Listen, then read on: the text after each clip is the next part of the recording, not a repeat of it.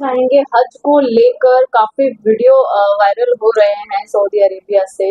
वहां पे हज यात्रियों को कोई सुविधा नहीं दी जा रही है, ऊपर से पूरी फीस ली जा रही है। क्या करोगे? देखिए, हज जो है ये मुसलमानों का बहुत खास मसला है। सरकार की जो एजेंसी काम कर रही है वो चूंकि सेकुलर एजेंसी अब नहीं है। जिस तरह से हज पिछले 50 वर्षों में देश की सरकारों ने मैनेज किया, इन 2-3 वर्षों में जिस तरह के अरेंजमेंट किए जा रहे हैं वो अपने आप में एक शर्म वाली बात है। भारत सरकार का जो ये महकमा है, उन्होंने चूंकि ये डिपार्टमेंट फॉरेन मिनिस्ट्री से निकालकर किसी दूसरे मिनिस्ट्री के साथ अटैच किया है, जिसकी वजह से ये मुश्किलें आ रही हैं। अगर ये डिपार्टमेंट विदेश मंत्रालय के अंडर में रहता और वो हज के लिए हाजियों का काम देखता तो शायद उसकी परिस्थिति कुछ और होती। लेकिन आज जिस तरह की तकलीफ हाजियों को पूरे 5 दिन हज के दौरान, उसके बाद वहां से जब हाजी निकल कर जाता है तो वहां का क्लाइमेट, ये तो चलो पहली बार ऐसा हुआ कि इस तरह की गर्मी है, दूसरी चीजें, लेकिन बाकी की व्यवस्थाएं जो हज कमेटी ऑफ इंडिया को करनी थी, जिसकी देख रेख भारत सरकार के जो विभाग के लोग हैं उनको करना चाहिए था, उसमें वो बुरी तरह से फेल गए और वो सब लोगों ने हाजियों का कोई ध्यान नहीं दिया है। जबकि हाजी जो है वो डायरेक्ट अपने अपने रब का मेहमान है। सऊदी अरबिया हुकूमत जो अरेंजमेंट करती है उसके लिए हम कुछ नहीं कह सकते, क्योंकि वो अपनी कोशिश से ज्यादा काम करते हैं। लेकिन जवाबदारी हमारी बनती है कि भारत सरकार की जो एजेंसी है वो दावा करती है कि हम करोड़ों रुपया मुसलमानों का के लिए हम खर्च करते हैं, लेकिन पिछले 5-7 सालों में मुसलमानों ने उनकी हज सब्सिडी को भी लेना बंद कर दिया। आज भारत सरकार 1 रुपए की कोई सब्सिडी मुसलमानों को हज के लिए नहीं देती, ना ही मुसलमान 1 रुपया कोई सरकारी मदद लेता है।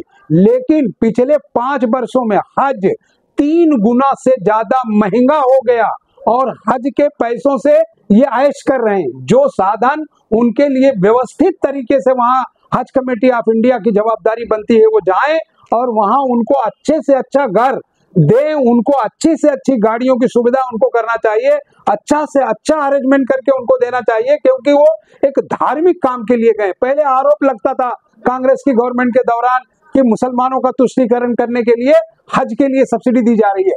पिछले 10 वर्षों ने मुसलमानों ने उनकी सब्सिडी को नकार दिया और उसके बाद आज जो टेंडर करते हैं हज ले जाने के लिए, उनकी फ्लाइटों के किराए 3 गुना महंगे हैं। जब आप करोड़ों रुपया वसील रहे हैं हाजियों से, आज हाजियों का 3 गुना आपने पैसा कर दिया। 1 लाख 1.5 लाख में हज होता था, आज 5 लाख से ऊपर सरकारी हज का पहुंच गया, 15 लाख तक प्राइवेट हज का हाजियों का पहुंच गया।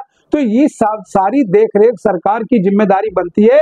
चूंकि ये माइनॉरिटी मुस्लिम विरोधी सरकार है, इसलिए मुसलमानों के इतने बड़े मुद्दे पर सरकार ध्यान नहीं दे रही है।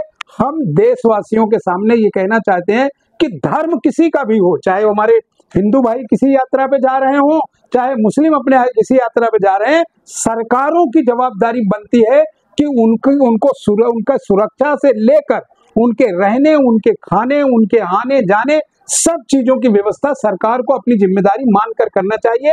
उसे ये नहीं देखना चाहिए भारत सरकार को कि ये मुसलमानों का है, ये हमारे हिंदू भाइयों का है। इसलिए मैं सरकार से मांग करता हूं कि एक कोई एजेंसी अपॉइंट की जाए जो सऊदी अरबिया में जहां जहां घटना हुई है कि हाजियों को सही तरह से उनको रहने का अरेंजमेंट नहीं किया गया, जब वहां इस तरह से लू चले और गर्मी जो थपेड़े आए जिसमें हाजी मरे हैं, उनके घरों की जांच हो, उनके लोगों की जांच हो कि किन घटनाओं में हुआ, जो डेड बॉडीज हैं उसके लिए उनको पहुंचाने का कोई बेहतर अरेंजमेंट भी जो है लोग नहीं कर सके। ये जवाबदारी हमारी जो हज कमेटी थी वो उसकी बनती है। जो हज कमेटी के लोग हैं, जो हज हाउस के लोग हैं, जो हज के सीईओ हैं, ये महीनों से वहां डेरा डाले पड़े हुए हैं, खाकर अपनी होटलों में मस्त हैं, सो रहे हैं। इनमें से कोई अधिकारी स्पॉट पर नहीं पहुंचा। इससे ये लगता है कि देश में किस तरह का तंत्र चल रहा है और ये कम से कम भारत जैसे सेकुलर देश के लिए ठीक नहीं है कि उनको उनके हवाले छोड़ दिया गया।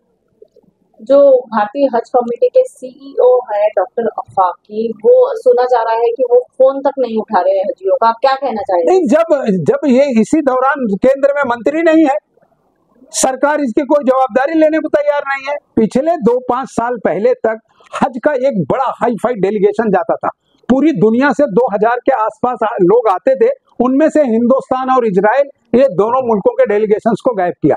आज आप देखिए कि हिंदुस्तान अगर चाहता, अगर उनका एक हाई फाई डेलीगेशन पॉलिटिशियंस, उलमा, धर्मगुरु, दूसरे लोगों को लेकर अगर जाता जैसे पहले जा रहा था, तो शायद ये हालत नहीं होती। सीईओ की हिम्मत नहीं पड़ती कि वो सऊदी अरबिया में रह के लोगों का फोन ना उठाए, क्योंकि उसको पता है कि कोई पूछने वाला नहीं है, यहाँ मेरे ऊपर कोई नहीं बैठा है, मैं अकेले यहाँ सीईओ के हैसियत से हूँ, जो मैं डिसीजन करूंगा वो होगा।